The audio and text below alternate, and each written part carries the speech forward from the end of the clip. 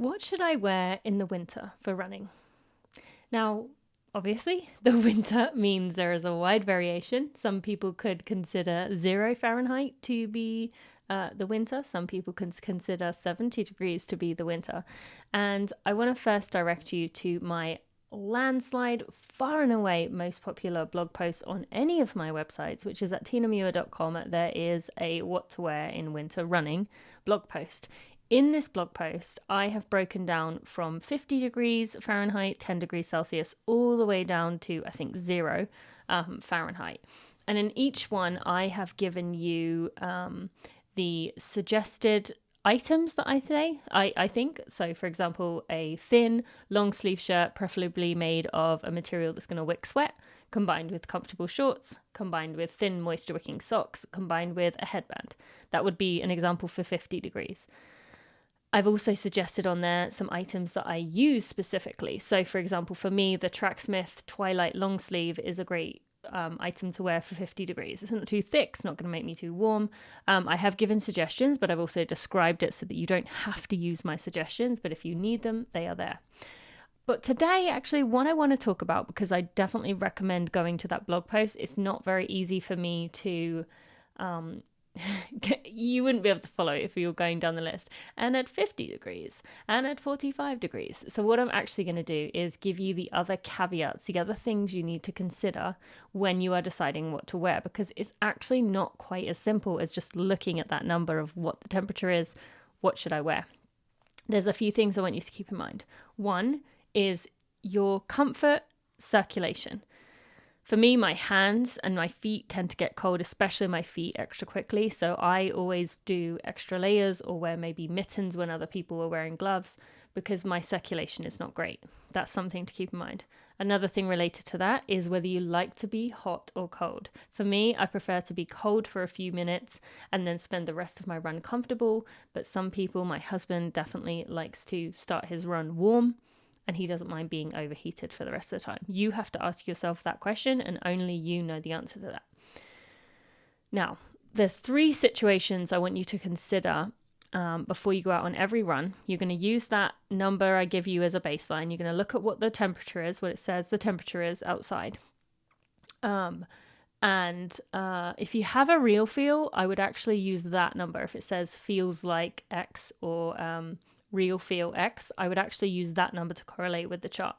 But if you don't have that, or you just have the number, you want to consider these 3 factors. The first is, are you working out hard? If you are running hard today, and the tricky thing here is if you don't have the opportunity to change clothes between warm-up and workout. But for the most part, I would say if you are going to work out on that day, you want to be selecting clothes that are 5 to 10 degrees warmer than the actual temperature. So what I mean by that is that you are going to be, if it is, let's say 35 degrees, you are going to be dressing as if it is 40 degrees for the workout section. If that means you add an extra layer that you leave somewhere for the warm up, that's fine. And the reason for that is just because your body is going to be working harder. So you are going to get hotter. And so I actually recommend 5 to 10 degrees warmer than whatever the temperature is, dressing in that way. So if it's 35, you're going to dress as if it's 40. If it is 25, you're going to dress as if it's 30 for the workout section. The second thing to consider is the wind. The wind, you want to be doing the opposite. This time you want to be dressing for 5 to 10 degrees lower than the actual temperature.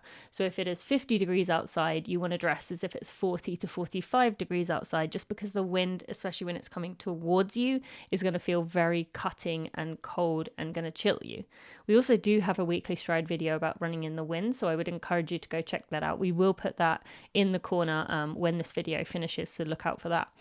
And I also, on that note, you will watch that wind video, but I would recommend if it is windy, you run towards the wind to start with and with the wind on your way back. The third thing I want you to consider is rain.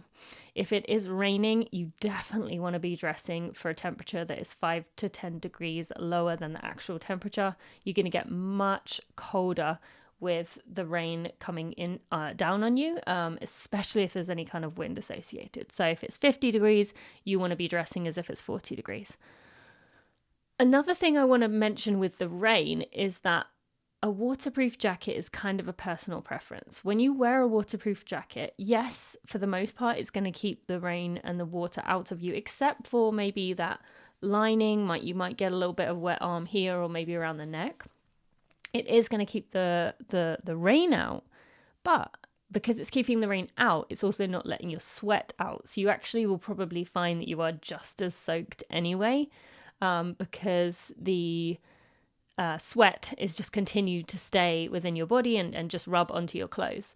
So for me personally, if it is cold, like cold with wind, I like to wear a waterproof jacket more as a wind protector than actually a waterproof protector. If you are going to wear a waterproof jacket, you probably want to dress underneath as if it's a lot warmer out. So for me, let's say it was 40 degrees Fahrenheit, I would wear the waterproof jacket, and I would probably just wear a sports bra underneath, because I know I'm going to get hot. I know I'm going to be sweating underneath, and I don't need that long sleeve because the waterproof jacket is going to protect me from the wind.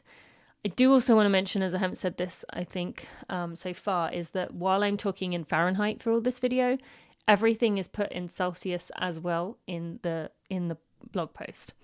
So with that, I think you can kind of make your own mind up. It may seem a bit complicated to start, but I promise you, once you start getting the hang of this, once you start being able to look at the temperature, the real feel ideally, or just the temperature, if you can, you're going to look outside. If it's sunny, you're going to say, oh, actually it's sunny, so that means I'm probably going to be a little bit warmer today. If it's cloudy, you're going to say, okay, well, the temperature probably is what it's going to be. You're going to be able to look, see, oh, there's wind there. Okay, that's probably going to make it a little bit colder. And it will kind of almost be like a down and then up, and then to where you figure out what is right for you. But over time, you will learn it. It seems like a skill. Keep using that blog post if you need to. Hope this was helpful. Be sure to subscribe, and I'll see you next week for another one.